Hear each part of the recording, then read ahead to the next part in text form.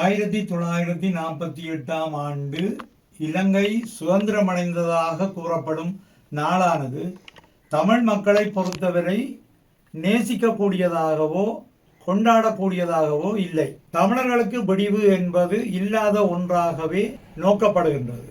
ஒடுக்குமுறைகள் மிக அதிகமாகி வஞ்சிக்கப்பட்ட தமிழ் மக்கள் ஏராளம். இப்போதைய அரசு கூட ஒரு காலத்தில் முன்னிய அரசுகளால் வஞ்சிக்கப்பட்டார்கள். எமக்குத்தான் விடிவில்லாமல் அலைகின்றோம் என தமிழ் மக்கள் துன்பப்படுகின்றார்கள்.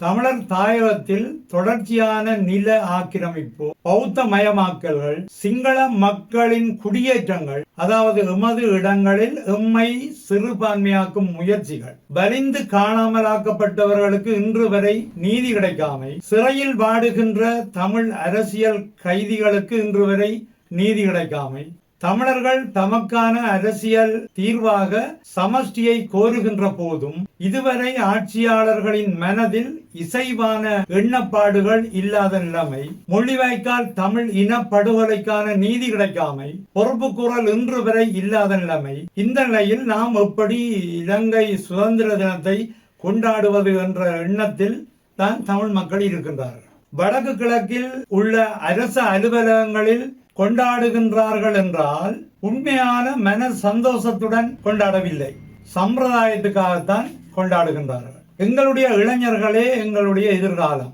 ஒவ்வொரு வருடமும் இதே நாளில் பல்கலைக்கழக சமூகம் ஸ்ரீலங்காவுக்கு சுதந்திர நாள், தமிழர்களுக்கு கரிநாள் என்று ஆட்சியாளர்களுக்கு நினைவூட்டி வருகின்றார்கள்.